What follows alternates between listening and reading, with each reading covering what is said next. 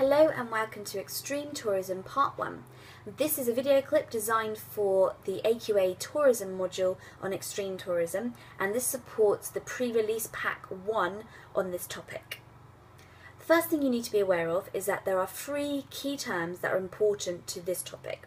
These are extreme environment, adventure holidays and wilderness environment.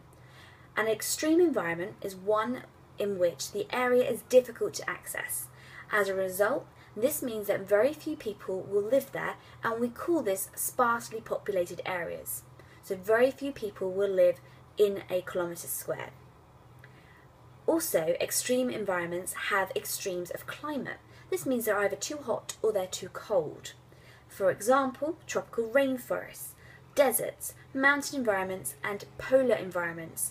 They either are too hot, too cold or too dry to live there or to be visited by mass numbers of tourists. The second term to be aware of is adventure holidays. Adventure holiday or adventure tourism occur in these extreme environments but involve activities that cause people to put themselves at risk or take a challenge, such as cliff diving, whitewater rafting, abseiling and mountain climbing. The last key term is wilderness environment. A wilderness environment is an environment which has been mainly untouched by humans. This means it's natural, and people choose to go on holidays to these locations to get back to nature. The next thing to be aware of is some example locations of extreme environments. So there are 4 extreme environments: tropical rainforests, polar environments, mountain environments and deserts. For each of these you need to be able to give a named located example. For deserts, I suggest using the Sahara Desert in Africa. For mountains, the Himalayas in Asia. For tropical rainforests, the Amazon rainforest in Brazil. And for polar environments, Antarctica. Next thing to consider is the target market. By this, I mean who are the people that are going on this type of holiday? Okay, what are their characteristics? These types of holidays are not cheap. They're actually quite expensive because they are small scale. As a result, researchers found that people going on these holidays are typically unmarried, aged around 30 years old and do not have children. They have high-powered jobs and as a result a high amount of disposable income.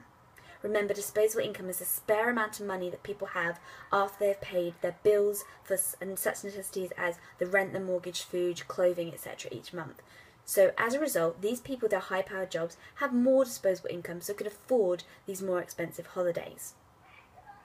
The reasons that the popularity of extreme tourism has grown is quite wide-ranging.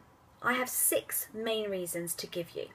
Firstly, people are not happy with a nice, safe, sun, sea, sand holiday anymore. They want a sense of adventure. People want to take a risk and do something different. People want to go to environments that they haven't seen before and be the first to explore it and tell their friends about. A further reason is that people want to go see scenery they have not seen before, such as icebergs in Antarctica or the Arctic. People want to see wildlife, such as penguins in Antarctica that they haven't seen before.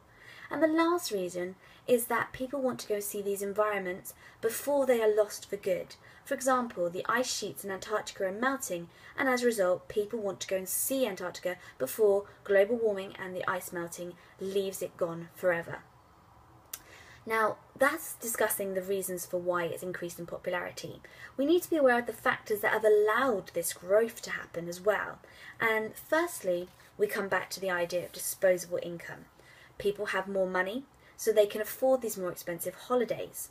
Secondly, people have more paid holiday and longer holidays. This means that the great distances some of these destinations are from where people live are no longer a problem as people have more travelling time. Furthermore, transport developments. People are able to get cheaper flights, get to places quicker, and also transport has allowed these inaccessible areas to now be accessible. For example, you can get a cruise ship from the tip of South America to Antarctica, and then when you're closer to Antarctica you can get a small ship to go ashore. Additionally, television programs and other media influences have raised the profile of adventure holidays, extreme environments, and therefore people want to go on these holidays. So they've raised the profile, as a result more people are willing to take these holiday opportunities. So, in conclusion, we've looked at key terms, example locations, the target market, the reasons for why it's become a popular tourist opportunity, and the factors that have allowed this growth to occur. Please make sure you read the information pre-release to go with this, complete the task, and are aware of the expectations on you for your lesson in which this knowledge will be used. Thank you very much.